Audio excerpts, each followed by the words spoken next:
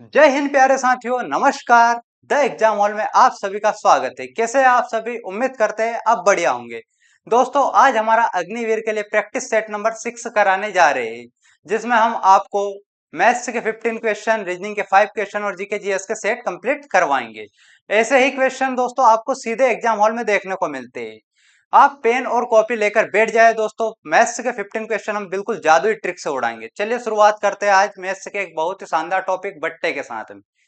दोस्तों, हमारा चैप्टर आज का रहने वाला बट्टा। पहले मैं आपको बता दूं बट्टा क्या होता है। आप दुकान पर गए, आपने वहां पर एमआरपी देखी। एमआरपी देखने के बाद दुकानदार आपको कुछ छूट देगा, वही आपका बट्टा होता है। चलिए क्वेश्चन के साथ इस कॉन्सेप्ट को समझते हैं। दोस्तों, दिया गया है किसी वस्तु की मार्केट प्राइस, किसी वस्तु की मार्केट प्राइस जो है वो 1000 रुपये और उसे 800 में बेचा जाता है, तो बट्टा ज्ञात कीजिए। क्या पूछा गया दोस्तों? यहाँ पर आपको एमआरपी दे रखी है। आपने बहुत सारे प्रोडक्ट पर देखा होगा कि एमआरपी छपी होती है। एमआरपी कितनी दे रखी है यहाँ पर दोस्तों? 1000 रुपये। और बोला गया उसका सेलिंग प्राइस जो है वो 800 रुपये। सेलिंग प्राइस कितना है दोस्तों? 800 रुपये। आपसे पूछा है यहाँ पर कितना बट्टा दिया गया है। तो 1000 की एमआरपी है और उसको 800 रुपये में सेल किया गया है, यानी कि 200 रुपये की छूट दी गई है। जो 200 रुपये की छूट दी गई है यही आपका बट्टा होता है। तो option number B is the right answer. ये वाला कॉन्सेप्ट दोस्तों आपको समझ में आया? ऐसे ही क्वेश्चन अग्निवीर एग्जाम में पूछे जाते हैं। हम बेसिक से शुरुआत करते हैं और बिल्कुल एडवांस लेवल पर जाएंगे। मैथ्स के आज मैंने 15 क्वेश्चन लिए हैं, जैसे कि आपको परीक्षा हाल में देखने को मिलेंगे। नेक्स्ट क्वेश्चन है दोस्तों आपका क्वेश्चन नंबर सेकेंड। यदि 500 रुपए की वस्तु पर 10% की छूट दी जाती है तो छूट की राशि क्या होगी? दोस्तों, यहाँ पर दिया है कि एक 500 रुपए की वस्तु है और उस पर 10% की छूट दे रखी है। तो बताइए छूट की राशि क्या होगी? तो आपको सिंपल सा याद करना दोस्तों, 500 का 10% निकालना। 500 का 10%, 10% कैसे निकालते हैं हम? 10/100 लिखकर। अब ये दो जीरो से दोस्तों, ये दो जीरो को हम कैंसिल करेंगे और 5 का 10 में मल्टीप्लाई करेंगे दोस्तों। ये आएगा आपका 5 दाम 50 रुपए। तो छूट की राशि कितनी हो गई दोस्तों? 50 रुपए। Option number B is the right answer. यहाँ पर दिया गया था दोस्तों कि एक 500 रुपए की वस्तु है और उस पर 10% की छूट दी जाती है, तो छूट की राशि क्या होगी? चलिए दोस्तों नेक्स्ट क्वेश्चन की ओर। Question number third. यहाँ दिया है दोस्तों एक किताब का अंकित मूल्य वही मार्केट प्राइस। अंकित मूल्य जहां पर दिखता है दोस्तों आपकी मार्केट प्राइस आती है। कितनी दे रखी है? 200 रुपये। और 20% बट्टा देने के बाद उसका विक्रय मूल्य क्या होगा? यहाँ पर आपको दोस्तों विक्रय मूल्य निकालना है। क्या पूछा गया दोस्तों? विक्रय मूल्य पूछा गया। दिया है आपका अंकित मूल्य। अंकित मूल्य मार्केट प्राइस कितनी दे रखी है आपकी? 200 रुपये। 200 रुपये मार्केट प्राइस है। आप जैसे ही मार्केट में जाते हो, बुक देखते हो दोस्तों, बुक पे लिखा रहता है 200 रुपये, 300 रुपये, कुछ भी लिखा रहता है। फिर आपको दुकानदार क्या करता है? कुछ डिस्काउंट निकालता है और वो डिस्काउंट काटकर आपको सही प्राइस में एक पुस्तक देता है। तो यहाँ पर कितना डिस्काउंट दे रहा है दोस्तों? यहाँ पर 20% डिस्काउंट दे रहा है। 200 का 20% कितना होता है? 20 का 2 में मल्टीप्लाई करेंगे दोस्तों, ये आएगा आपका 40 रुपये। जो 200 का 20% होता है वो कितना होता है? 40 रुपये। अब पूछा क्या गया है कि बट्टा काटने के बाद उसका विक्रय मूल्य क्या होगा। यानी कि जो बट्टा है 20% वो 40 है, ये 40 रुपये काटने के बाद किताब का विक्रय मूल्य क्या होगा? तो 200 में से आप 40 रुपये माइनस कर दो दोस्तों। 200 माइनस 40 आपका आएगा 160 रुपये। तो विक्रय मूल्य कितना होगा दोस्तों? यहाँ पर option number A is the right answer, 160 रुपये। आया दोस्तों बट्टा का ये वाला कॉन्सेप्ट आपको समझ में? नेक्स्ट क्वेश्चन है क्वेश्चन नंबर 4। इसमें दिया है दोस्तों 1200 रुपए की एक घड़ी है, जैसे 900 रुपए में बेचा गया है। बट्टा प्रतिशत ज्ञात कीजिए। क्या ज्ञात करना दोस्तों? यहाँ पर बट्टा प्रतिशत। बट्टा प्रतिशत का एक बहुत ही सुंदर फॉर्मूला है। बट्टा प्रतिशत, जितने का बट्टा दिया गया उसको ऊपर लिखेंगे हम, नीचे हम लिखेंगे क्रय मूल्य या अंकित मूल्य इनटू में 100%। ये वाले फॉर्मूले से आप आसानी से बट्टा प्रतिशत ज्ञात कर सकते हो। चलिए मान रखते हैं दोस्तों बट्टा प्रतिशत ज्ञात करना है। 1200 रुपए की वस्तु और 900 रुपए में बेची गई है। 1200 रुपए की वस्तु है जिसे 900 रुपए में बेचा गया है दोस्तों। बट्टा कितने का मिलेगा? यहाँ पर 300 रुपए का। 1200 में से 900 माइनस करोगे, 300 रुपए का बट्टा मिलेगा। और आपको यहाँ पर लिखना है क्रय मूल्य। क्रय मूल्य कितना दोस्तों? 1200 रुपए। मतलब 1200 की घड़ी है, उसको 900 रुपए में बेचा गया है। बट्टा प्रतिशत आपको ज्ञात करना है। आप 100% इसका निकाल लीजिए दोस्तों। ये 2 जीरो से 2 जीरो क्रॉस करेंगे हम। 12 एकम 12, 12 दूना 24, बचा 6 और 12 पंजे 60। कितना बट्टा निकला दोस्तों यहाँ पर? 25% का। Option number C is the right answer. दोस्तों एक बार और मैं समझा देता हूँ यहाँ पर कि 1200 रुपए की एक घड़ी थी, उसको दुकानदार ने 900 रुपए में सेल किया है। तो पूछ रहा है कि कितने प्रतिशत का बट्टा यानी कितने प्रतिशत का डिस्काउंट यहाँ पर दुकानदार द्वारा दिया गया है। तो दोस्तों 1200 रुपए की चीज पर 300 रुपए का डिस्काउंट यहाँ पर दिया गया है और हमको परसेंट निकालना है, तो बट्टा बटे क्रय मूल्य इंटू 100% का फॉर्मूला रखेंगे और उसी में मान रखने पर हमारा बट्टा कितना आया है? 25% का। नेक्स्ट क्वेश्चन है दोस्तों आपका क्वेश्चन नंबर 5। दोस्तों यकीन मानिए ऐसे ही क्वेश्चन आपके डिफेंस की एग्जाम में पूछे जाते हैं। आप मेरे साथ पेन और कॉपी लेकर बैठ जाइए और देखिए आप क्वेश्चन कितने सही होते हैं। आप यहाँ पर आपका मॉक टेस्ट भी देख सकते हो। ये हमारा प्रैक्टिस सेट है और प्रैक्टिस सेट मैंने ऐसे ही डिजाइन की है जिससे कि आपकी प्रैक्टिस आसानी से और बहुत बेहतर हो सके। यहाँ पर क्वेश्चन नंबर 5 पे अंकित मूल्य 8,000 रुपये और बट्टा उस पर 15% है, विक्रय मूल्य बताइए। ये देखो दोस्तों, अब ओरली सोल्व कर पाओगे आप। अगर आपको पेन कॉपी उठाने की भी जरूरत यहाँ पर नहीं पड़ेगी। समझाने के लिए मैं बता दूं दोस्तों, 8,000 रुपये का आपका क्या अंकित मूल्य है और उस पर 15% यानी 15/100 का बट्टा दिया गया है। कितने का बट्टा दिया गया है दोस्तों? तो यहाँ पर करेंगे हम 80 का 15 मल्टीप्लाई, 15 अट्ठी 120 और एक जीरो लगा देंगे, 1200 रुपए का। कितना बट्टा दिया गया दोस्तों? 1200 रुपए का। पूछ रहा है विक्रय मूल्य क्या होगा। अंकित मूल्य 8,000 रुपये, 1200 रुपये उसका बट्टा हो गया, तो विक्रय मूल्य क्या होगा? तो 8,000 में से हम ये 1200 रुपये दोस्तों माइनस कर देंगे। 8,000 अंकित मूल्य था, 1200 रुपये का उसको डिस्काउंट मिला है, तो विक्रय मूल्य होगा दोस्तों 6800 रुपये। कितना होगा दोस्तों? 6800 रुपये। Option number B is the right answer. Next question है दोस्तों क्वेश्चन नंबर 6। यहाँ आपको दिया गया है दोस्तों, यदि किसी वस्तु पर 50 की छूट दी गई है। कितने रुपए की छूट दी गई है? 50 रुपए की। और उसका अंकित मूल्य 250 रुपये है, तो छूट परसेंट क्या है? अभी मैंने बट्टा परसेंट का आपको एक फॉर्मूला बताया था। छूट कितनी दी गई दोस्तों? 50 रुपए की। कितने पे दी गई है ये आपको? 250 रुपये पर। आपको निकालना छूट परसेंट कितना है, तो आप 100 से यहाँ पर मल्टीप्लाई कर दोगे दोस्तों। ये जीरो से हम ये जीरो को क्रॉस करेंगे। 25 एकम 25, 25 दूना 50। अब बचा हमारे पास 2 × 10, ये हो गया आपका दोस्तों 20। कितना परसेंट बट्टा यहाँ पर मिलने वाला है? 20%। Option number C is the right answer. दोस्तों ये क्लास बिल्कुल फाउंडेशन क्लास है, यानी कि आप मैथ्स में कुछ भी नहीं जानते हो, ए प्लस बी भी नहीं जानते हो, तो यहाँ से आप सोल्व कर पाओगे। मैं बेसिक से लेकर मॉडरेट, मॉडरेट से लेकर हाई लेवल तक इस क्लास को लेकर जाऊंगा। नेक्स्ट क्वेश्चन है आपका दोस्तों क्वेश्चन नंबर 7। ये देखो दोस्तों, यहाँ पर दुकानदार आपको हमेशा बेवकूफ बनाते हैं, यानी कि डिस्काउंट की बात करते हैं कि आपको 100% डिस्काउंट मिलेगा, आप एक वस्तु लोगे तो एक वस्तु फ्री मिलेगी। पर वाकई में वो आपका 100% डिस्काउंट नहीं होता है। कैसे समझते हैं? एक शर्ट पर by one get one free लिखा है। क्या लिखा है? By one get one free. ये ऑफर है और इसकी प्रभावी छूट कितने प्रतिशत? प्रतिशत में आपसे छूट प्रतिशत पूछा है कि एक ऐसा ऑफर चला है जिसमें by one get one free, यानी कि एक वस्तु आपको फ्री मिलने वाली है। तो आप बताइए कि छूट कितनी है? तो दोस्तों इसमें टोटल वस्तु कितनी है? दो वस्तु है। दो वस्तु में से आपको एक वस्तु फ्री मिलने वाली है और पूछा आपका छूट परसेंट, तो बट्टा का फॉर्मूला लगाएंगे, इंटू 100 करेंगे। 2 एकम 2, 2 पंजा 10 और जीरो। कितने परसेंट की छूट है यहाँ पर दोस्तों? 50%। आया समझ में दोस्तों कि एक वस्तु पर एक वस्तु अगर फ्री मिलने का दावा करते हैं दुकानदार, तो आपको कितने परसेंट की छूट देते हैं? 50% की छूट देते हैं। नेक्स्ट क्वेश्चन है दोस्तों क्वेश्चन नंबर 8। यहां पर दिया गया है 10% और 10% के दो क्रमिक बट्टे। सक्सेसिव डिस्काउंट की बात हो रही है दोस्तों। यहाँ पर कितने की बात हो रही है? सक्सेसिव डिस्काउंट की। एक अकेले कितने प्रतिशत के बराबर है? दोस्तों यहाँ पर 10% और 10% का मतलब 20% नहीं होता है। नहीं तो आप क्या करो कि डायरेक्ट 20% करके इसको उड़ा दो, ये आपका गलत होगा। दिया गया है 10% और 10% के दो क्रमिक बट्टे एक अकेले कितने प्रतिशत के बट्टे के बराबर होंगे? तो यहाँ पर दोस्तों आपका एक सक्सेसिव का फॉर्मूला होता है ए प्लस बी माइनस ए इंटू बी अपॉन 100। ये वाला फॉर्मूले का यूज करके हम यहाँ पर डिस्काउंट निकालेंगे। ए प्लस बी कितना है दोस्तों आपका? तो ये हो गया आपका 10 प्लस 10 माइनस ए इंटू बी कितना हो जाएगा आपका दोस्तों? तो 10 इंटू 10 अपॉन में 100 है। दोस्तों 10 प्लस 10 आपका होता है 20, और 10 इंटू 10 होता है आपका 100, अपॉन में 100 है ही। 100 से 100 काटेंगे दोस्तों 1/1 आएगा। 20 माइनस 1/1 करेंगे तो आपका आएगा दोस्तों 19%। कितना आ रहा है दोस्तों यहाँ पर आंसर? 19%।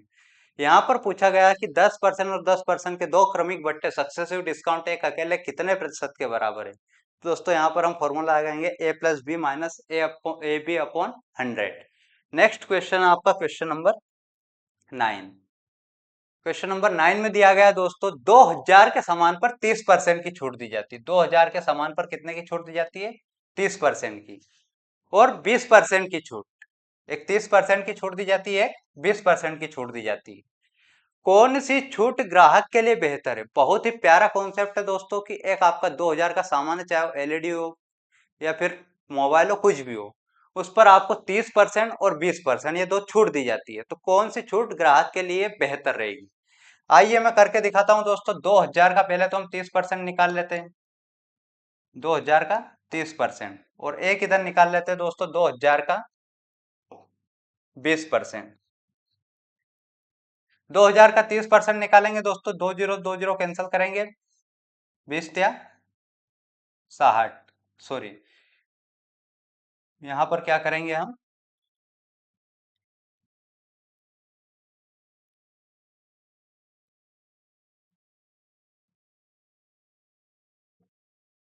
दो जीरो से दो जीरो कैंसिल की दोस्तों हमने, वाइट, ठीक है। अब 20 का 30 में मल्टीप्लाई करेंगे दोस्तों, 20 या 60, यानी कि 600 रुपये आपका यहाँ पर होने वाला है। अगर हम 20% की छूट की बात करते हैं दोस्तों, यहाँ पर ये दो जीरो कैंसिल होंगे, और 20 दूना 40 और एक जीरो लगाएंगे हम, 400 रुपये। अब आप खुद ही बताइए दोस्तों कि कौन सा डिस्काउंट यहाँ पर ग्राहक के लिए ज्यादा फायदेमंद रहेगा, 600 रुपये का या फिर 400 रुपये का? स्वाभाविक सी बात है दोस्तों, यहाँ पर 600 रुपये वाला डिस्काउंट जो है ग्राहक के लिए ज्यादा फायदेमंद रहेगा, यानी 30% की छूट जिस पर मिल रही है तो ग्राहक के लिए ज्यादा फायदे वाला रहने वाला है। अगर यहीं पर दुकानदार की बात कर ली जाती दोस्तों, तो दुकानदार के लिए आपका 20% का डिस्काउंट फायदेमंद रहता है। अभी यहाँ पर ग्राहक की बात है तो कितने परसेंट का फायदा रहेगा दोस्तों? 30% वाले डिस्काउंट में। यानी कि आप किसी दुकान पे गए, आप पे आपको मतलब 600 रुपये की छूट मिल रही है, और एक 400 रुपये की छूट मिल रही है, तो आपके लिए कौन सा फायदा वाला रहेगा दोस्तों? 600 रुपये वाला। नेक्स्ट है क्वेश्चन नंबर 10। दिया दोस्तों विक्रय मूल्य जो है 450 रुपये और छूट 10% दी गई है, अंकित मूल्य क्या था? विक्रय मूल्य कितना दिया दोस्तों? 450 रुपये। 450 जो आपके 100% की वैल्यू, 450 किसकी वैल्यू दोस्तों? 100% की। यहाँ पर आपको 10% की छूट दी गई है। कितने की छूट दी गई है? 10% की, और अंकित मूल्य पूछा है। तो 450 पर 10% की छूट, यानी कि 450 अब किसकी वैल्यू हो गई दोस्तों? 90%। आपसे ये वाला मान आपसे पूछा गया है। कितना आएगा दोस्तों? सोल्व करते ये जीरो से ये जीरो को कैंसिल कर देंगे, 9 एकम 9, 9 पंजे 45, 5 का 100 मल्टीप्लाई करेंगे, कितना आएगा दोस्तों? 500 रुपये। अंकित मूल्य कितना हो जाएगा यहाँ पर? 500 रुपये। क्वेश्चन को एक बार और समझिएगा दोस्तों, विक्रय मूल्य 450 रुपये दे रखा है जिस पर 10% की छूट है, तो अंकित मूल्य कितना है? 450 जो 100% की वैल्यू है, यहाँ पर हमको 10% की छूट भी मिली है, तो 90% की वैल्यू ज्ञात करनी है। 450 का 90% हम निकालेंगे दोस्तों, कितना आएगा आपका? 500 रुपये। कितना आएगा? 500 रुपये। नेक्स्ट क्वेश्चन है दोस्तों क्वेश्चन नंबर 11। दिया है यदि अंकित मूल्य और विक्रय मूल्य का अनुपात 5:4 है तो छूट प्रतिशत बताइए। दोस्तों यहाँ पर अंकित मूल्य यानी कि मार्केट प्राइस कितना दे रखा है? 5 रुपये। और आपका जो सेलिंग प्राइस है, विक्रय मूल्य, वो कितना दे रखा है दोस्तों? 4 रुपये। अब पूछ रहा है कि छूट प्रतिशत क्या है। तो छूट कितने की मिल रही है दोस्तों? यहाँ पर 1 रुपये की। छूट कितने की मिल रही है? 1 रुपये की। और किस पर मिल रही है? अंकित मूल्य पर, 5 रुपये पर। छूट परसेंट ज्ञात करना है दोस्तों, यहाँ पर 5 एकम 5, 5 दूना 10, जीरो। कितना आएगा दोस्तों आपका? 20%। छूट परसेंट कितना हो गया यहाँ पर? 20%।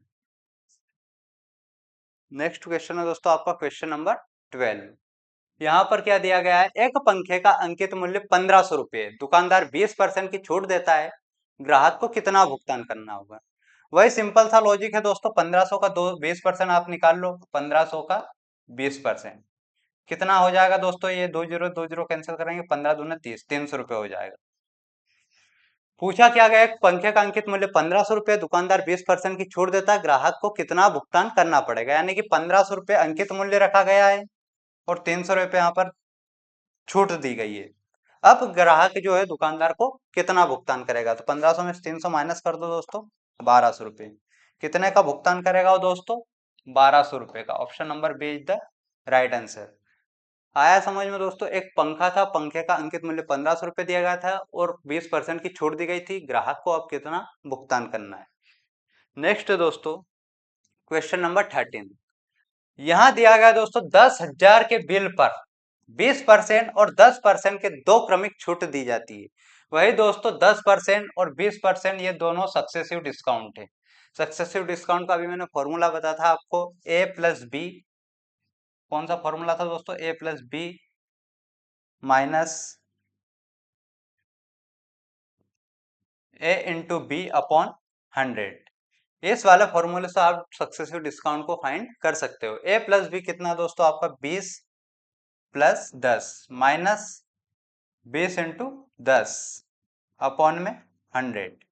कितना आएगा दोस्तों, 20 प्लस 10 30 होगा आपका, और 20 इंटू 10 करेंगे तो 200 अपॉन में 100, माइनस करेंगे 100 एकम 100, 100 दूना 200। 30 में से 2 माइनस करोगे दोस्तों आपका कितना आएगा, 28। कितना आएगा, 28%। यहाँ पर दिया है 1000 के बिल पर 20% और 10% की दो क्रमिक छूट दी गई, कुल छूट की राशि बताइए। 100 में से आपको 28% की छूट दी गई है दोस्तों, तो बताइए कि कुल छूट की राशि कितनी होगी। कुल राशि कितनी थी दोस्तों, 10,000 रुपये। 10,000 का आप 28% यहाँ पर फाइंड कर सकते हो। 10,000 का 28% कितना होगा, 2 जीरो गई, और 100 का 28 में मल्टीप्लाई करेंगे दोस्तों, आएगा आपका 2800 रुपये। कुल छूट राशि कितनी होगी दोस्तों यहाँ पर, 2800 रुपये। Option number B is the right answer. Next question है दोस्तों आपका question number 14। What is the discount percentage in the buy 3 get 1 free offer. दोस्तों यहाँ पर थोड़ा सा क्वेश्चन में मिस्टेक है, ऑप्शन इसके दिखाई नहीं दे रहे, मैं आपको यहाँ पर ओरली करके दिखा रहा हूँ इसको, कि बाय 3 गेट 1 फ्री ऑफर में छूट कितनी मिलेगी आपको। यानी कि दुकानदार आपको ऐसा ऑफर देता है कि 3 खरीदने पर एक फ्री है, नहीं आप 3 सामान खरीदोगे, 3 सामान पर आपको एक फ्री मिलेगा। पूछ रहा कि आपको छूट क्या है, ऑफर पूछ रहा है, ऑफर क्या है। तो यहाँ पर दोस्तों इसको फाइंड करने का सबसे आसान तरीका है, कितनी वस्तु है दोस्तों, टोटल 3 और 1 4 वस्तु है। कितनी वस्तु दोस्तों, 4। 3 खरीदने पर एक फ्री मिलेगी, यानी कि 3 वस्तु तो आपको मिल ही रही है, एक आपको फ्री मिल रही है, टोटल वस्तु हो गई 4, और 4 पर एक आपको फ्री मिलेगी दोस्तों, तो कितने परसेंट की छूट आपको मिलने वाली है। 4 एकम 4, 4 दूना 8, बचेगा 2, 4 पंजे 20, 25% की छूट आपको यहाँ पर दोस्तों मिलने वाली है। कितने परसेंट की छूट मिलेगी, 25%। आइए दोस्तों, मैथ्स का लास्ट क्वेश्चन है हमारा। The market price is 600 rupees if no discount is offered, 0% discount, यानी कि आपको कोई भी डिस्काउंट नहीं दिया गया है। What will be the selling price, यहाँ पर सेलिंग प्राइस क्या रहने वाली। हिंदी वालों के लिए अंकित मूल्य 600 रुपये है, यदि कोई छूट न दी जाए तो 0% डिस्काउंट अगर दिया जाए तो विक्रय मूल्य क्या है। दोस्तों जब डिस्काउंट नहीं दिया जाता है तो जो एमआरपी होती है वही आपका सेलिंग प्राइस होता है। सिंपल सी बात है, जितने का आपका एमआरपी रहेगा उतने का ही आपका क्या रहेगा, सेलिंग प्राइस। अगर यहाँ पर कुछ छूट दी जाती तो हम छूट को उसमें से माइनस करके सेलिंग प्राइस निकाल सकते थे, बट बोला गया क्वेश्चन में कि कोई भी यहाँ पर डिस्काउंट नहीं दिया गया है। कोई भी डिस्काउंट नहीं दिया गया मतलब कि आपका जो एमआरपी है वही आपका सेलिंग प्राइस रहने वाला है। तो दोस्तों आपके 15 में से कितने क्वेश्चन सही निकले, जल्दी से कमेंट बॉक्स में बताइए। और चलिए हम रीजनिंग की ओर चलते हैं। आज रीजनिंग के भी ऐसे ही प्यारे प्यारे कॉन्सेप्ट वाले क्वेश्चन में लेकर आया हूँ। आज हमारा है लेटर एनोलॉगी वाला क्वेश्चन। दिया गया है दोस्तों क्वेश्चन नंबर 16 में, ए बी सी का जो संबंध डी ई एफ से है वही संबंध जी एच आई का किससे होगा। जो संबंध ए बी सी का डी ई एफ से है वो संबंध जी एच आई का किससे होगा। चलो दोस्तों सोल्व करते हैं। एक इन क्वेश्चन को सोल्व करने के लिए सबसे पहले दोस्तों हमको इनकी प्लेस वैल्यू का पता होना जरूरी है। अगर आपको प्लेस वैल्यू पता होगी दोस्तों तो आप इन क्वेश्चन को आसानी से सोल्व कर पाओगे। ए बी सी दिया गया है, ये क्या बन रहा है आपका डी ई एफ। दोस्तों यहाँ पर प्लेस वैल्यू की बात करते हैं। ए की प्लेस वैल्यू 1 है, बी की 2 है, सी की 3 है, डी की 4 है, ई की 5 है, एफ की 6 है। थोड़ा सा कॉन्सेप्ट आपको समझ में आ रहा है दोस्तों कि यहाँ पर +3 हो रहा है। अगर हम ए में +3 करेंगे, ए में +3 करेंगे दोस्तों तो आपका आएगा डी। वहीं दोस्तों बी में अगर +3 करेंगे तो आपका आ रहा है ई। सी में +3 करेंगे दोस्तों तो आपका आ रहा है एफ। यानी कि +3 वाला कॉन्सेप्ट यहाँ पर चल रहा है। वैसे कॉन्सेप्ट दोस्तों आपका इसमें भी होगा। क्या है कि जी एच आई जी की प्लेस वैल्यू दोस्तों 7 है, एच की प्लेस वैल्यू 8 है, आई की प्लेस वैल्यू 9 है। इनमें यदि हम +3 करते हैं दोस्तों तो क्या आने वाला है, चलिए देखते हैं। जी में +3 करेंगे दोस्तों, 7 में +3 करोगे आपका 10 आएगा, और 10 नंबर पे आएगा आपका जे। इजोटी आपने पढ़ी होगी ये वाली, इजोटी। इसका अर्थ होता है ई 5 नंबर पे आता है, जे 10 नंबर पे आता है, ओ 15 नंबर पे आता है, टी 20 नंबर पे आता है और वाई 25 नंबर पे आता है। ये अल्फाबेटिकल प्लेस वैल्यू याद करने के लिए बहुत ही कारगर तरीका है। तो दोस्तों यहाँ पर बात कर ले हम जी। जी 7 नंबर पे है, इसमें +3 करेंगे तो जे आएगा 10 नंबर पे। एच जो हमारा 8 नंबर पे, +3 करेंगे दोस्तों तो 11 नंबर पे क्या आएगा हमारा, जे के। वैसे आपका आई, इसमें +3 करेंगे दोस्तों तो आपका आएगा L. Option number A is the right answer होगा दोस्तों। Option number A is the right answer. यहाँ पर +3 वाला कॉन्सेप्ट लग रहा है, यानी कि ए बी सी आपको दिया गया है, डी ई एफ बन रहा है, तो वैसे ही आपका जी एच आई दिया गया है, ये क्या बनेगा। तो +3 वाला कॉन्सेप्ट लगाकर हम इसका आंसर फाइंड करेंगे। नेक्स्ट है दोस्तों क्वेश्चन नंबर 17। क्वेश्चन नंबर 17 में क्या दिया गया है, क्वेश्चन नंबर 17 में दिया गया है ए का जो संबंध जेड से है वो संबंध डी का किससे होगा। तो यहाँ पर दोस्तों देखने से पता चलता है कि अपोजिट प्लेस वैल्यू लगाई गई है, यानी कि ए का अपोजिट क्या होगा दोस्तों, जेड। तो वैसे ही डी का अपोजिट क्या होगा, तो ए का अपोजिट जेड है तो डी का अपोजिट आपका होगा दोस्तों डब्ल्यू। अभी अपोजिट कैसे फाइंड करते हैं मैं आपको बता दूं दोस्तों, A B C D E F G H I J K L M N O P Q R S T U V W X Y और जेड। दोस्तों यहाँ पर आपको समझ में आ रहा है अपोजिट प्लेस वैल्यू। ए का अपोजिट क्या दिख रहा है दोस्तों, यहाँ पर आपको ए का अपोजिट दिख रहा है जेड। तो वैसे ही आपसे पूछा गया है कि डी का अपोजिट क्या रहने वाला है, तो डी का अपोजिट दोस्तों यहाँ पर रहने वाला डब्ल्यू। आपको अपोजिट प्लेस वैल्यू याद करनी ही पड़ेगी, क्योंकि इन क्वेश्चन को आसानी सोल्व करने के लिए प्लेस वैल्यू का जो होना याद होना जरूरी है, और ये आपके एग्जाम में टाइम भी बचाते हैं। नेक्स्ट क्वेश्चन है दोस्तों आपका, सी ए टी को डी डी वाई लिखा जाता है, उसी तरह बी आई जी को क्या लिखा जाएगा। क्या लिखा जा रहा है दोस्तों, सी ए टी को क्या लिखा जा रहा है, डी डी वाई। यानी कि क्या ऐड हो रहा है इसमें, प्लेस वैल्यू देख लेते तो दोस्तों, सी की प्लेस वैल्यू 3 है, ए की 1 है, टी की 20 है। वहीं इनकी देख लेते दोस्तों, डी की 4 है, डी की 4 है और वाई की 25 है। मतलब क्या ऐड किया जाए कि ये आ जाए दोस्तों, यहाँ पर आपको एक गौर सुनने वाली बात है। क्या ऐड करेंगे कि ये वाला आपका बन जाएगा। सी आपका 3 नंबर पे आ रहा है, 3 से 4 हो रहा है, यानी कि सी से डी हो रहा है, +1 हो रहा है दोस्तों यहाँ पर। ये आपका फर्स्ट नंबर पे है और ये आपका डी हो रहा है, 4 हो रहा है, यानी कि ये +3 हो रहा है। वैसे टी 20 नंबर पे है और वाई 25 पर है, तो यहाँ पर +5 हो रहा है। ये वाली सीरीज दोस्तों यहाँ पर काम करेगी, +1 +3 +5। चलो सोल्व इसको लगा कर देखते हैं दोस्तों। बी आई जी का क्या बनेगा दोस्तों, बी आई जी। बी में +1 करेंगे दोस्तों तो आपका क्या आएगा, बी में +1 करेंगे सी। ऑप्शन नंबर सी तो सब में ही है। नेक्स्ट दोस्तों आई, आई में +3 करेंगे तो क्या बनेगा आपका, 9 में 3 करोगे 12, तो 12वें नंबर पे क्या आता है, एल आता है। सी एल किस किस ऑप्शन में दिख रहा है, यहाँ पर तो एक ही ऑप्शन में दिख रहा है दोस्तों, ऑप्शन नंबर सी आपका राइट आंसर होगा। चलिए और आगे सोल्व करते हैं। जी 7 नंबर पे आता है और जी में +5 करोगे दोस्तों तो क्या आएगा आपका, 7 5 12। तो सी एल एल आ रहा है दोस्तों, यहाँ पर आपका सी एल एल कहीं पर दिख नहीं रहा है, सी एल एल। कुछ गलत तो नहीं हो रहा दोस्तों? जी आपका 7 नंबर पे आएगा और 7 में +5 करेंगे। सी आई में आप दोस्तों +3 करोगे तो 11 बनेगा दोस्तों आपका सी के एल। क्या बनेगा दोस्तों आपका? सी के एल।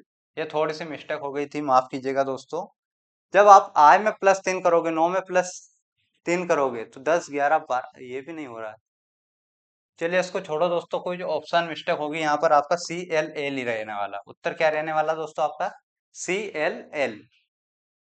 यहाँ पर कुछ कॉन्सेप्ट में मिस्टेक नहीं है दोस्तों, ऑप्शन में मिस्टेक है। ऑप्शन आपके यहाँ पर गलत दिया गया। आपका क्या रहने वाला दोस्तों? C L L.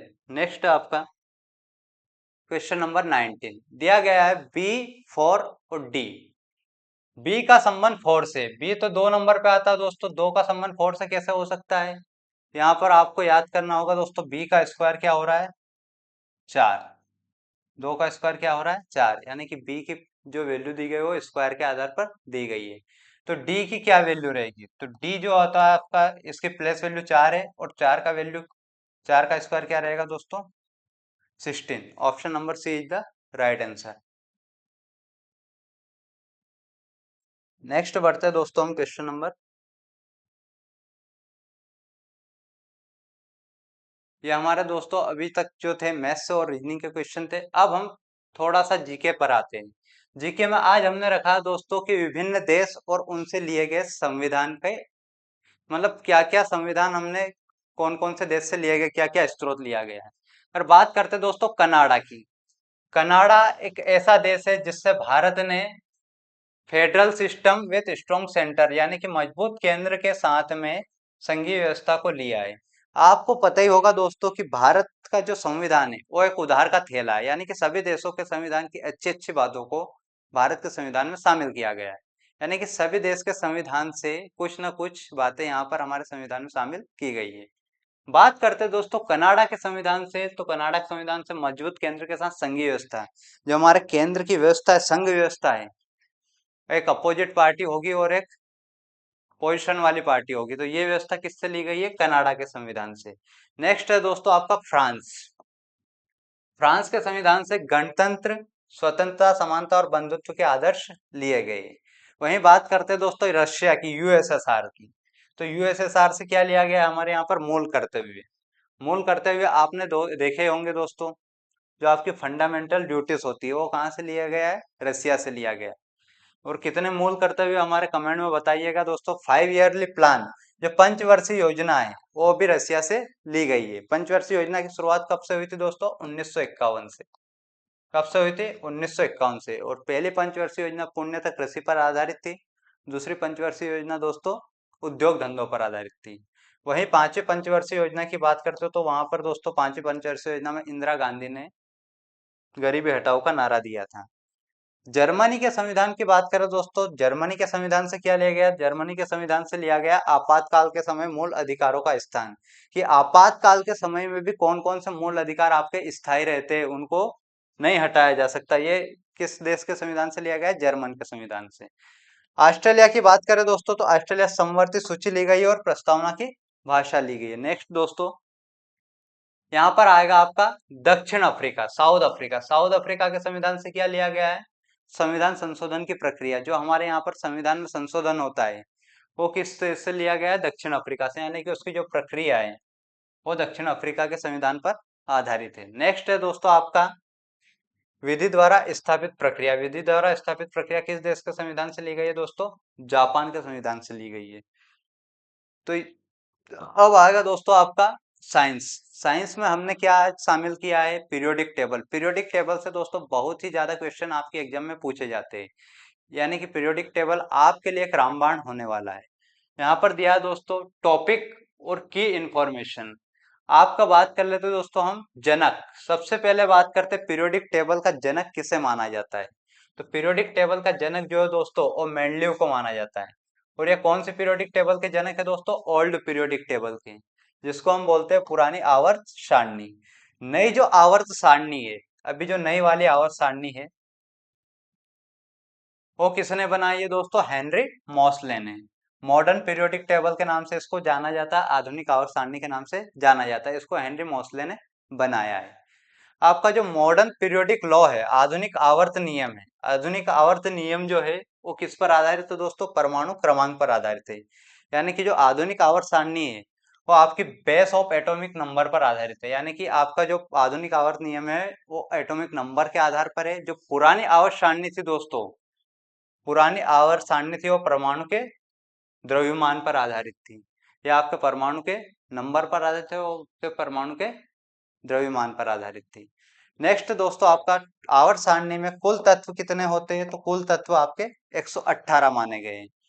कुल आवर्त कितने होते हैं? अगर क्षैतिज पंक्तियों की बात करें दोस्तों, 7 आवर्त होते हैं। वहीं आप बात कर लेते दोस्तों वर्टिकल की, तो वर्टिकल के कुल समूह कितने हैं आपके? 18। ऊर्ध्वाधर स्तंभ कितने होते हैं दोस्तों? 18 होते हैं। बात करते हैं दोस्तों सबसे हल्का तत्व। आवर्त सारणी में सबसे हल्का तत्व किसको माना जाता है दोस्तों? हाइड्रोजन को। और इसको वंडरिंग एलिमेंट, आवारा तत्व भी माना जाता है। अब जो हाइड्रोजन है उसको आवारा तत्व मानने के पीछे क्या रहस्य है? इसका रहस्य ये है कि इसको कहीं पर भी स्थायी स्थान नहीं मिला है। यानी कि ये कभी इधर तो कभी उधर चलता रहता है, इसका कोई भी स्थायी स्थान नहीं है। वहीं बात करते हैं दोस्तों हम हेवीएस्ट डेंसिटी वाले की, हेवीएस्ट डेंसिटी वाले की, तो वो आपका क्या है? ऑर्गेनिज्म। यानी कि इसका जो घनत्व है वो सबसे ज्यादा होता है। ऑर्गेनिज्म जो है उसका घनत्व सबसे ज्यादा होता है। हेवीएस्ट है, सबसे भारी है। और ऑस्मियम जो है सबसे भारी, यानी कि वजन में अगर बात करते हैं हम द्रव्यमान में, तो द्रव्यमान में सबसे भारी क्या आपका? ओस्मियम है। वहीं बात करते हैं दोस्तों लिक्विड मेटल की, तो द्रव धातु, पारा आपका जो एक ऐसी धातु है जो द्रव अवस्था में पाया जाता है। वहीं बात कर लेते हैं दोस्तों लिक्विड की, लिक्विड नॉन मेटल, द्रव अधातु, तो द्रव अधातु क्या आपकी? ब्रोमीन है। ब्रोमीन को द्रव अधातु माना गया है। हाईएस्ट एलिमेंट इलेक्ट्रो नेगेटिविटी, यानी कि सर्वाधिक विद्युत ऋणात्मकता किस तत्व में होती है? तो वो होती है आपके दोस्तों आपके फ्लोरीन में। यहाँ पर एक चीज मैं और आपको बता देना चाहता हूँ दोस्तों कि सोडियम, जो आपका सोडियम होता है, एक ऐसी धातु है जिसे हमेशा मिट्टी के तेल में रखा जाता है। यानी कि अगर इसको मिट्टी के तेल में ना रखा जाए, इसको खुली हवा में छोड़ा जाए, तो ये जल या फिर हवा के साथ अभिक्रिया करके दोस्तों आग को पकड़ लेता है। इसलिए इसको हमेशा मिट्टी के तेल में रखा जाता है।